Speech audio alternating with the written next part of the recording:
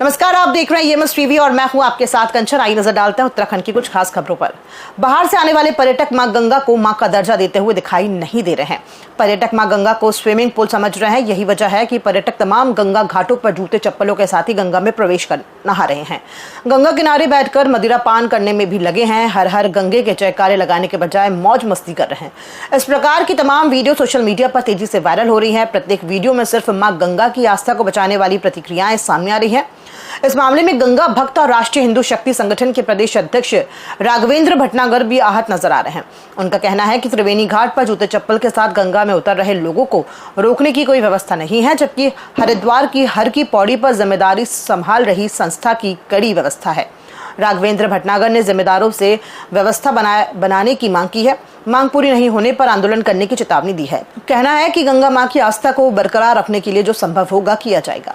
लोग चप्पल लेके आते हैं, माँ गंगा जी में उतर जाते हैं। उन्हें चप्पल उतारने का कोई एक उचित स्थान गंगा त्रिवेणी घाट पर नहीं है कि जहाँ पर कोई उन्हें ये गाइडलाइन दे, कोई बताए कि गंगा जी के निकट चप्पल लेके नहीं जाना चाहिए। लोग पूजा करते हैं, कई तरीके की विशेष पूजाएं, श्राद्ध पक्ष में, पितृपक्ष में, और छठ पूजा की पूजा होती है, दशहरे पूजा होती है, वो बिल्कुल गंगा जी के निकट तट पर बनी हुई होती है। गंगा मैया के बिल्कुल निकट जाकर पंडित लोग, जितने ब्राह्मण हैं हमारे, सब पूजा पाठ करते हैं और लोग उस वक्त भी देखते हैं कि और उसी वक्त उनके पूजा के सामान के ऊपर से चप्पल लेकर गंगा जी में उतर जाते हैं। इसे देखने का, रोकने का कोई यहाँ पर प्रबंध नहीं है, कोई ऐसा प्रबंध नहीं दिखाई देने जा रहा है।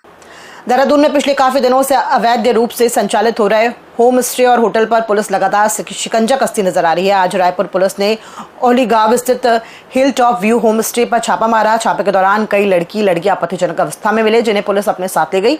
वहीं आरोपी संचालक अंकित वेदवान को भी पुलिस अपने साथ ले गई, जहां पुलिस द्वारा कुछ पूछताछ की गई है, जहां अंकित के द्वारा कोई जानकारी नहीं दी गई। पूछताछ जारी है। बताते हैं कि यहाँ हमेशा संदिग्ध लोगों का आना जाना लगा रहता है, जिसकी कई बार शिकायत भी की गई।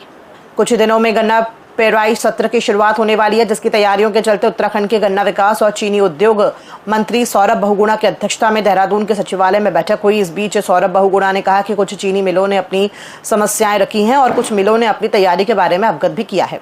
साथ ही उन्होंने कहा कि सितंबर में हुई भारी बारिश से हरिद्वार जिले के कई क्षेत्रों में गन्ने की खेती प्रभावित हुई है और हम उम्मीद करते हैं कि सहकारी और सरकारी चीनी मिल इस पेराई सत्र में पूर्ण योगदान देगी। बार गन्ना पेराई सत्र पहले शुरू होने से पहले मैं अधिकारियों के साथ साथ सारे चीनी मिलों के GMs और अधिकारियों से चर्चा करते हैं कि क्या तैयारियां हो गई हैं, कितनी तैयारी बची है, पेराई सत्र कब तक शुरू हो जाने की उम्मीद है, कौन सी मिल किस टाइम तक पूरी तैयारी कर लेगी, उनका शुभारंभ किस दिन होगा पेराई सत्र का चीनी मिलों का। उसी पे आज भी हमारी बहुत लंबी एक चर्चा रही है। कुछ मिलों ने अपनी समस्याएं भी बताई हैं, कुछ चीनी मिलों ने अपनी तैयारी के बारे में अवगत भी कराया है। मुझे उम्मीद है कि जो पेराई सत्र है वो अच्छा चलेगा। हमारा कुछ गन्ना जो है एक्सेसिव रेनफॉल की वजह से जो अभी हुई है सितंबर में जो बहुत बारिश हुई, उसकी वजह से हमारे हरिद्वार जिले का कुछ गन्ना इफेक्ट हुआ है। उसमें काफ़ी कमी आई है प्रोडक्टिविटी में। तो सारे फैक्टर्स को देखते हुए मुझे पूर्ण उम्मीद है कि जो पेराई सत्र है वो अच्छा भी चलेगा, पेमेंट भी टाइमली होगी। राजधानी देहरादून में फर ठेली लगाने वालों से शिकायत मिलने पर कांग्रेस के राजपुर क्षेत्र से पूर्व विधायक रहे राजकुमार ने दून पुलिस से मिलकर एक शिकायती ज्ञापन दिया, जिसको लेकर उन्होंने कहा कि देहरादून नगर निगम क्षेत्र में जिन ठेली फेरी वालों को नगर निगम द्वारा लाइसेंस जारी किया गया है, उनको भी पुलिस के द्वारा परेशान किया जा रहा है, जो सही नहीं है। इससे उनके परिवार की रोजी रोटी पर बुरा असर पड़ता है। लोगों की इन्हीं शिकायतों को लेकर ज्ञापन दिया गया। ठेली पटरी वाले जो फल सब्जी और इत्यादि कपड़े उपड़े लगाते हैं, जो चलती फिरती ठेलियों को कई स्थानों पर घुमाकर अपना सामान बेचते हैं या सब्जी बेचते हैं, अपने परिवार का पालन पोषण कर रहे हैं, उन लोगों को पुलिस द्वारा बार बार प्रताड़ित किया जाता है और उनकी ठेलियां उठाकर कोतवाली या थाने में बंद कर दी जाती है, जिससे उनके फल सब्जी खराब हो जाती हैं और हज़ारों रुपए का उनको खामियाना नुकसान भुगतना पड़ता है। आज सभी लोग इकट्ठा हुए और हमने SPCD से मांग करी है इसमें कि जिन लोगों को नगर निगम ने लाइसेंस दे रखा है और जिन लोगों को नगर निगम द्वारा लोन भी दिया गया है, उन लोगों को प्रताड़ित ना किया जाए, उन लोगों को परेशान ना किया जाए। अगर उनको लगातार इसी प्रकार परेशान करते रहे तो हम धरना प्रदर्शन करेंगे। राजधानी देहरादून में यातायात नियमों को न मानने वाले लोगों के लिए दून पुलिस का एक अनोखा प्रयास नजर आया। इस दौरान पुलिस के जवान हाथ में फ्लैक्सी बोर्ड लेकर रॉन्ग साइड में खड़े वाहनों की ओर जाते दिखे, जिसमें लिखा था, जय हिंद सर, आप ट्रैफिक रूल तोड़ रहे हैं, ये अच्छी बात नहीं है, please follow the rules.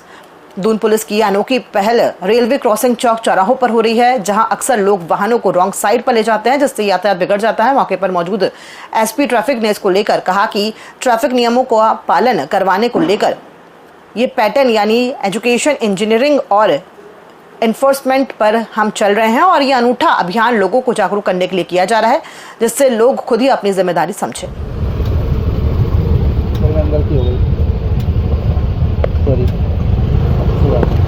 Festive season में हम लोगों ने ट्रैफिक को लेकर प्लानिंग की थी। ट्रैफिक मैनेजमेंट में देखिए 3 चीज़ें देखी जाती हैं, उसको ट्रिपल ई कॉन्सेप्ट कहते हैं। एनफोर्समेंट जो हम लगातार चालान वगैरह से करते हैं, इसके अलावा जो इंजीनियरिंग एस्पेक्ट है, हम जो सबसे इम्पोर्टेंट होता है उसमें हम कंसर्निंग डिपार्टमेंट से बताते हैं, उनको लेटर लिखते हैं कि इस तरह से इंजीनियरिंग एस्पेक्ट रोड्स को ऐसे सही बनाया जा सकता है। इसके लिए जो थर्ड जो इम्पोर्टेंट पार्ट है, जो नेगलेक्टेड हो जाता है कई बार, वो एजुकेशन है, अवेयरनेस जिसको हम कहते हैं। तो हमने ट्रिपल ई कॉन्सेप्ट में आज जो एजुकेशन में हम लोगों से अपील कर रहे हैं। ऋषिकेश के मेयर शंभू पासवान पत्रकारों के समय की कीमत नहीं समझ रहे हैं। कई बार ऐसा हो चुका है कि निर्धारित समय पर पत्रकारों को बुलाकर वो खुद नदारद हो रहे हैं। आज भी मेयर शंभू पासवान ने 12 बजे अपने कार्यालय में प्रेस कॉन्फ्रेंस के लिए पत्रकारों को आमंत्रित किया, लेकिन निर्धारित समय के आधे घंटे बाद भी मेयर अपने दफ्तर में नहीं पहुंचे। इंतजार करने के बाद पत्रकार बिना प्रेस कॉन्फ्रेंस के वहां से लौट गए। दिलचस्प बात यह है कि प्रेस कॉन्फ्रेंस के टाइम पर मेयर के दफ्तर में उनके किसी भी प्रतिनिधि अधिकारी ने मीडिया को रिसीव नहीं किया। ऐसे में पत्रकारों ने खुद को बेइज्जत महसूस किया और वो बिना प्रेस कॉन्फ्रेंस किए वापस लौट गए। खबरों में फिलहाल इतना ही। दीजिए इजाजत। नमस्कार।